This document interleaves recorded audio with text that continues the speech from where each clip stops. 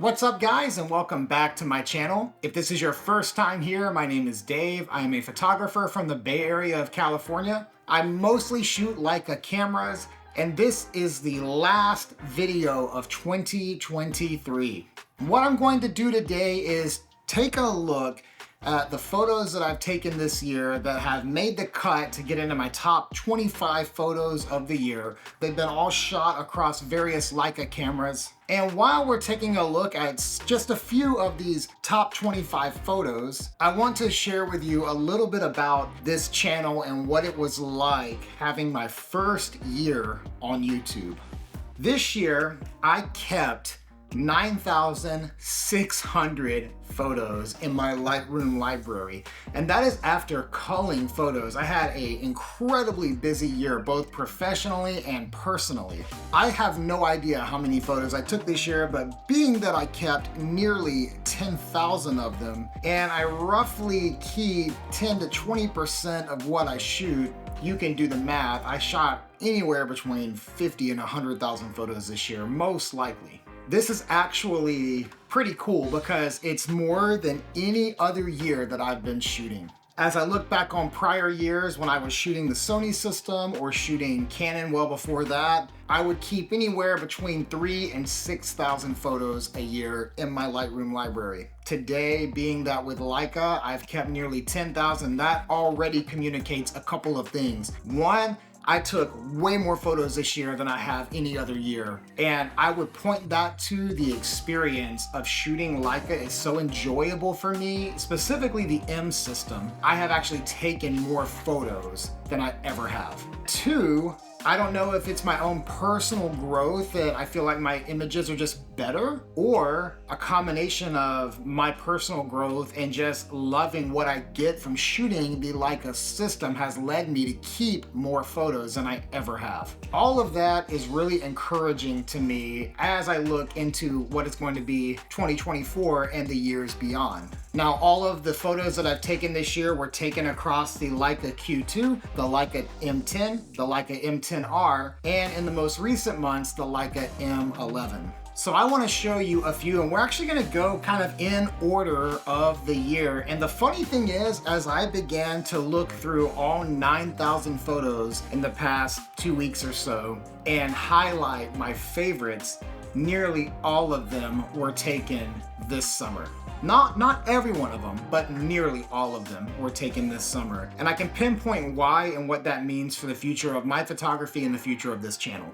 All right, let's start off with the very first image that I'm proud of, and it's this one right here from Lone Pine, California, on the back side of the Sierras. What was so cool about this was my first real shoot with the Q2. It was a personal shoot. This was taken on New Year's Day in the morning, which was awesome. My first real YouTube video was about this shoot, comparing my Q2 to my A7R5 that I only had for just 30 days at that point. I'm gonna link it right here. This is the first video I ever did. I used my 35 GM lens on my Sony S3 to capture me, and my head is taking up the whole camera. It's pretty awesome. So be sure to check that out. Here we are, 70 something videos later since this photo. It's been an awesome year of being on YouTube. Now, I wanted to share my own YouTube experience with you so you'll know kind of why and what I was hoping to accomplish, and then as we look into next year, what I hope to continue to accomplish for this channel.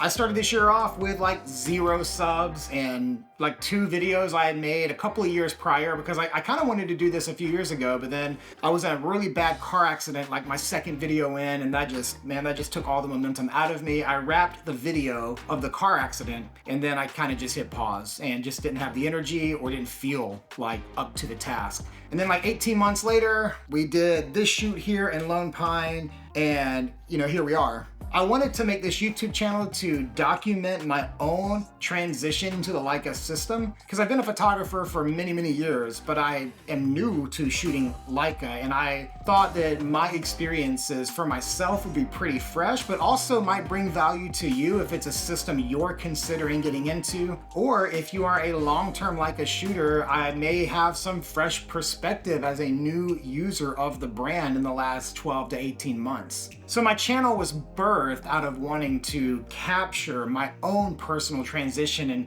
answer all of the questions that I was asking as I got into the brand. I'm kind of a gear techie kind of nerd about this stuff, and I really enjoy comparisons and learning. But at the same time, I really enjoy empowering and inspiring people. I'm about halfway into my career. I turned 40 this year. So I'm, halfway through. And one of the things I love to do is to use my own experiences, both in success and failure, to demonstrate the right and potentially wrong ways to do things. And so for this whole year, I would say like every video I have made, even the video about gear, is to help you make a decision about the right and wrong way to do things. This channel was birthed out of my love for empowering you and inspiring you, as well as my love of photography and gear and obviously the Leica brand.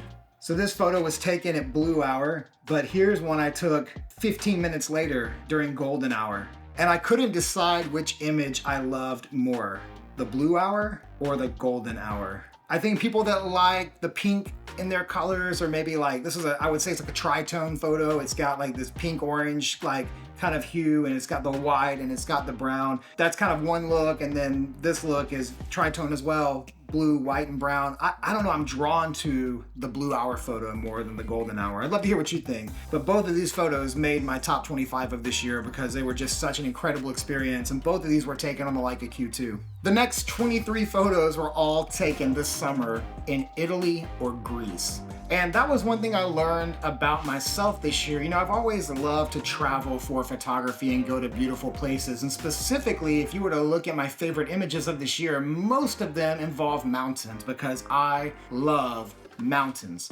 I love jagged, rocky, stone mountains. Put some snow on it, and I'm like in my favorite place. That's why I love the Canadian Rockies, and I love the Sierras, and I love the Alps and the Dolomites. It's hard to beat these mountains. But while I was in Italy this summer, I did a lot of street and still life photography, and I got some images that I love, like this one of this guy just riding a bicycle on this road. I just happened to be at the right place, right time, and this person was riding by in that light. It's beautiful. And walking around and seeing some of the ancient part of Rome, I had morning light hitting these poppies and the ruins, and I thought that was beautiful. But this is probably one of my favorite images. I shot this on the Leica M10R with the 90 Summit lens. I was pretty far from this guy, and he was just sitting there reading the paper, smoking a cigarette and drinking his espresso. And the cool thing is, this spot here is at a little cafe or a bar in Italy, and it's right below where my grandmother grew up in Rome. And so I loved going to my grandmother's old house and visiting the bar for breakfast that has been there for many, many years, and seeing these people that are from this part of Rome who have probably grown up there and are relatively close in age to my grandmother. Well, maybe not. My grandmother is 98 years old this year, which is incredible. But maybe this guy knew her family or something. I don't know. I mean, I'm obviously romanticizing this, but I was in Rome, so romanticizing made sense. But I love this image I got of this guy. It's one of my favorites of the year. And I'm not even a street photographer, but I absolutely love it. Speaking of things that I have loved this year, let's talk about things I've loved from YouTube. I would say there are two awesome things that have been part of my YouTube life this year. Number one has been the amount of community that has come my way from this channel. And when I say community, I'm not talking about like just DMs or messages and people connecting with me online. I've actually met people because of this YouTube channel. If you may recall, earlier this year, I met this guy named Dwayne. You can watch our video above right here. It's one of my favorite videos I did this year. Dwayne is like the coolest guy. He's from San Francisco, so he's like right up the road from me. But it was because of YouTube that he reached out to me, and then we connected and became friends, and we've seen each other a bunch this year. And I mean, I love that guy, and that is because of YouTube. And then earlier this summer, I was in Rome, as I was just sharing about, and a guy named Paolo reached out to me, and so I met up with Paolo, and we did a video together, and we're friends and have stayed connected. There are many others around the US that I've connected to, and some of you that have traveled to the Bay Area have reached out to me and I've met up with you, which has been awesome to meet some of you guys as you've come here to my area and wanted to shoot together. Community has been awesome this year, and I have YouTube to thank for that. I even got to meet like people that work at YouTube and was invited to the YouTube headquarters and got to take a tour. I mean, like, all because I started this channel. I have met some incredible people this year. That's one of my favorite things about this YouTube channel from this year. A second thing has been some like really cool opportunities that have come my way. I've had new clients this year because of YouTube. I have had many offers to go do things or review different products, and we're gonna put some of those things on the bad side, which I'm gonna talk about in a minute. Some of the ones that were really good, and they were just awesome opportunities that I got. And again, it's just all because of this channel. Here's another photo I took this summer. This was in Florence. We were staying at a little mom and pop hotel outside of Florence, and they had a dog and it was just sitting out in their little gravel area, and the lighting was beautiful. The dog was just sitting there, and I thought it was a cool still life photo, one of my favorites. This one in Venice, it was another right place, right time. Venice was incredibly busy this summer. It felt like being in Disneyland in like peak season. But I was standing on one of the bridges and a gondola came by when there happened to be no other traffic. The way the lighting was, there was shade on both sides, and when the gondola hit the light, I popped off an image, and this is like awesome. I love this shot. And there were a few more from Venice that I really loved as well, but man, that one was one of my favorites. Hey, here are some of the bad things about YouTube this year, things I didn't enjoy. One of them, and I'll probably put this one as like the number one thing about YouTube that is pretty toxic, are the people that have a wide range of negativity in their comments. And so let me break it down for you what I mean. There are people that truly just dislike what I talk about, and that's okay. Like, I don't expect everyone to like this stuff, but I do kind of wish we lived in a society and culture where if you didn't like something, you just moved on. Like, you don't have to go and share a bunch of negativity or even insult me or the people that are commenting on my channel. I've seen people get into threads and start insulting positive commenters. I don't get that. Like, that is not something I would ever do, but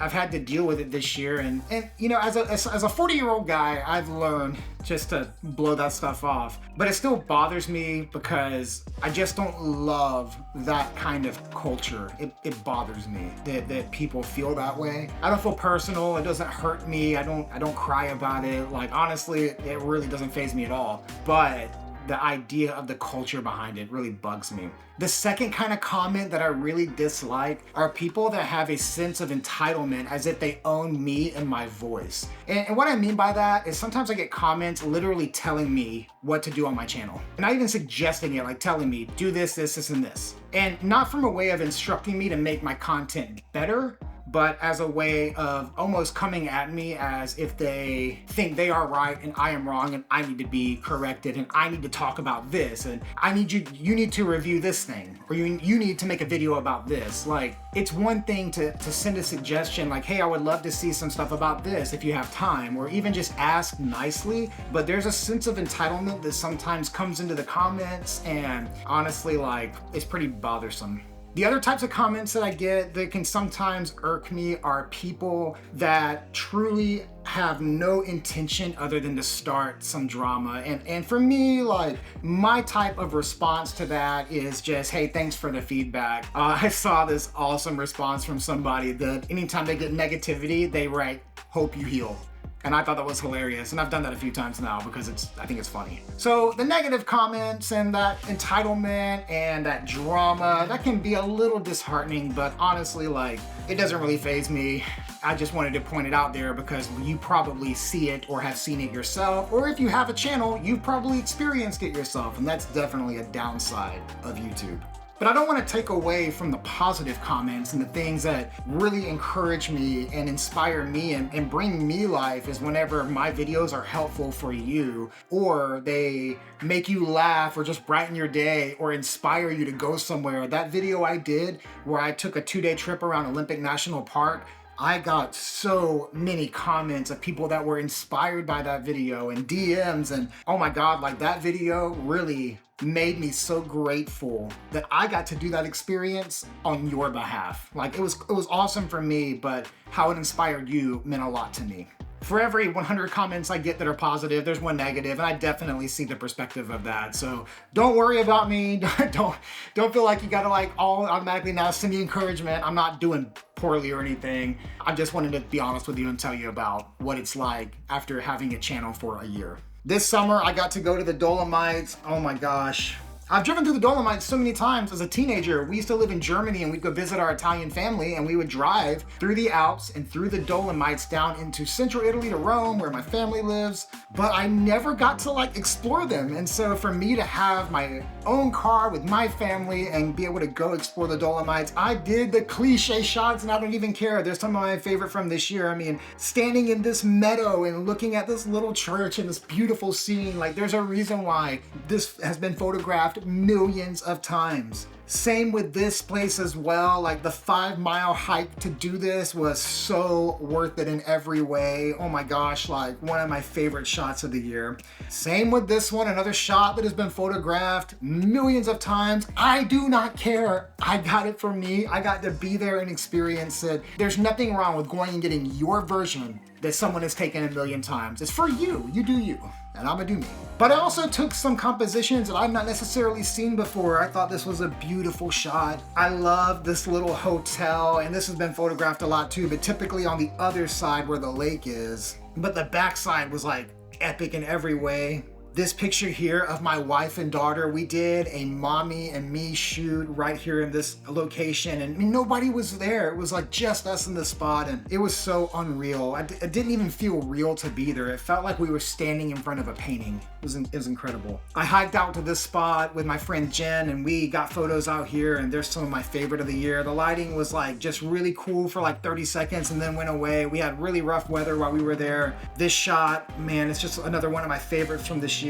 Same with this one. I just love this photograph. And then we stayed until the sun went down and blue hour hit, and there was one light on in the little hostel. None of the stuff was open. We were there in the off season, right before things got rolling for the summer, but it was incredible. And then finally, Cicada Ridge, oh my gosh, like the weather was atrocious, and then all of a sudden it opened up for just like 20 minutes and we were able to take some photos there. But this is as it was opening up. This moment was so beautiful. You know, I mentioned a minute ago about how I got these wonderful opportunities. You know, being in Italy and Greece this summer was an opportunity that was given to me, which was like just incredible. And yes, like I have family in Italy, so we had a place to stay with our family while we were there for a month. But Greece was an opportunity, and I got these awesome opportunities this year. But I also want to go ahead and blast a few companies that try to give you opportunities, but they're really trying to take advantage of your channel and your platform.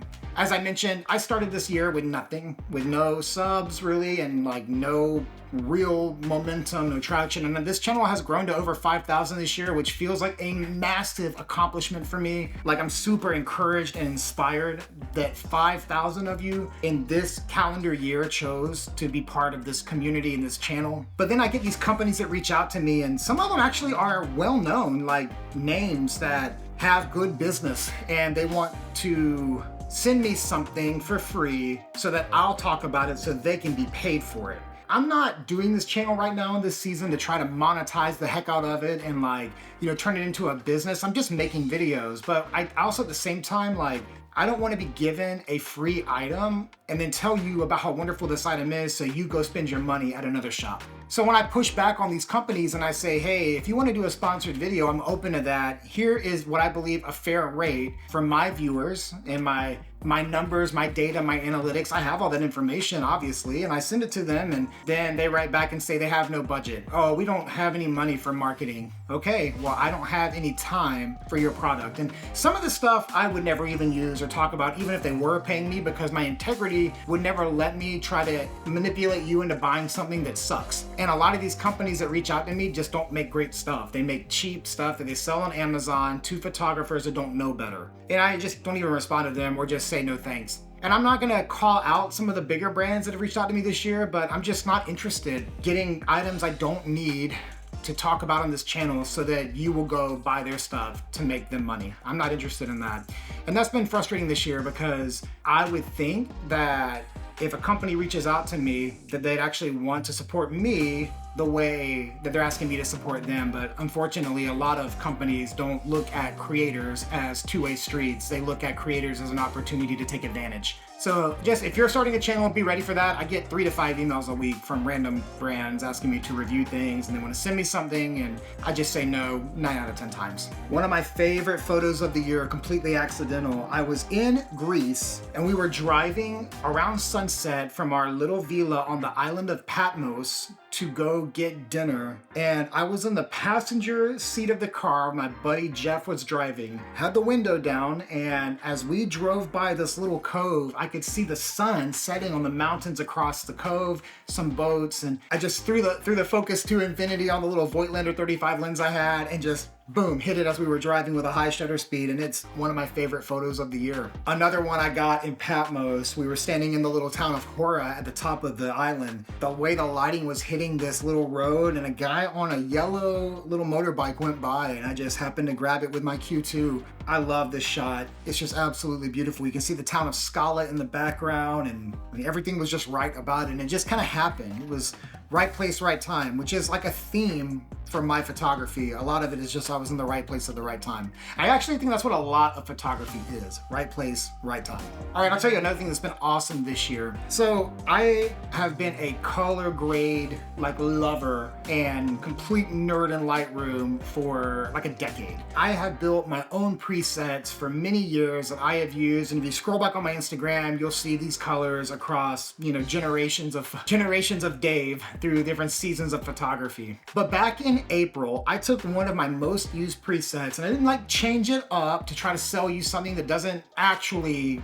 represent what I use, but it's a preset that I made in the style of Portrait 400, and I just thought, you know, it would be awesome to generate some revenue to keep this channel like going in the way that it allows me to even if it's just paid for gas to go do something around my area. So I took one of the presets that I made, Portrait 400, and I made a website, verygoodpresets.com, and I launched that preset, and the response was like mind-blowing, overwhelming. Later on, I released another pack, and my preset strategy model, whatever you want to call it, is very different than everything else that's out there. I'm not releasing like a 10 pack for $60 or a 5 pack for $30. I'm just doing like one preset with some modifiers, and I try to make it super affordable. That way anyone can have access to it, not just like wealthy people in wealthy countries, but if you were to look at my customers on Very Good Presets, they're coming from third world countries all the way up to, like, you know, here in the USA, our wealthy nation. But Very Good Presets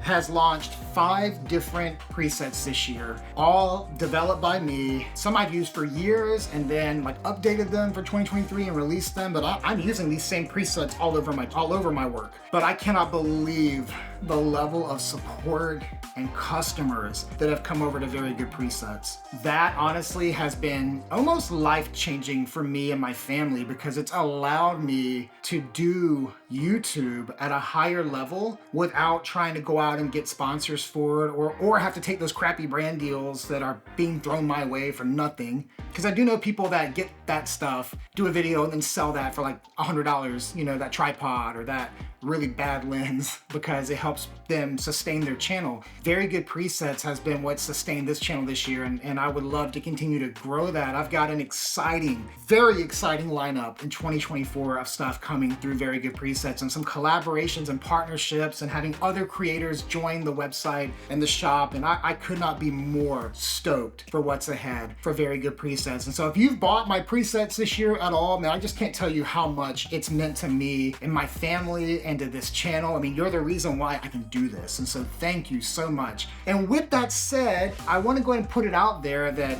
I am launching a Patreon with Very Good Presets, but it's also like me. We're launching a Patreon where at any given moment, I've got several presets in development. I don't plan to bring all of them to market unless they're like really up to a standard that I feel comfortable in, that they are one click across a lot of systems, that the modifiers are helpful and all that. So it's like a little test that we have to hit to get things out to market. But I want a community to test those things. I want people that are like engaged and bought in and want to grow their photography, talk about color grading, talk about editing, talk about composition and setting our cameras up in a way that makes color grading and presets work even better. So the Very Good Presets Patreon is launching now, and you know, whether I have 2 people join or 200 people join, all of that helps sustain this channel and be a support system so that we can keep focusing on YouTube and building out tools. I've got some really exciting stuff coming in 2024, and I want to get it out to my Patreon supporters. I already have a few that have already joined kind of quietly as I've been telling people about it, but I want to invite you to it. The link is right below. If it's something that you think you benefit from, there's 2 levels. One level will give you early access to anything I'm developing, and then when the product launches, you'll get the final version of it as long as you're a monthly subscriber. So it's not backdated in the sense that you'll get everything up to that point, but if you're active in the month of a release, you'll get the final version, and there's several things in development right now that you'll get access to on certain dates out of the month. I'm just gonna drop them. The other level is all of that, and then a video Q&A, edit together, photo review session we'll do every month as well. And I try to make these just super affordable, so if you have interest in this kind of stuff, it's not overly complicated to join the Patreon and be part of this community that supports this channel, supports Very Good Presets, but also gives you excellent tools that you can use. And honestly, if you've bought more than like 1 or 2 of my presets this year, the Patreon, even if you did it for a few months, is the equivalent of that. Check it out, the link below. Just look at the details, see if it's something for you. If not, it's totally fine. Like I said, whether it's 2 or 200, I'm very excited to build a community around color grading, photography, camera setups to get the most out of presets, all these things like this. And so if you have it in you to join the Patreon, be sure to check it out below. The last couple of photos out of my favorite 25 of this year are a couple I got in Olympic National Park. This one right here was just this like awesome, beautiful moment. It was everything I wanted the Pacific coast up north to be. I mean, I live on the California coast, and so I'm a stranger to the Pacific coast. But this shot had the trees, the fog. This is the midday shot. It had the clouds and the mist and the dark sand on the beach and the mountains. I mean, it had everything that I would want. And it's one of my favorite photos from this year. And then as I left Olympic and went over to Mount Rainier, this photo, it's not super special in the sense of lighting or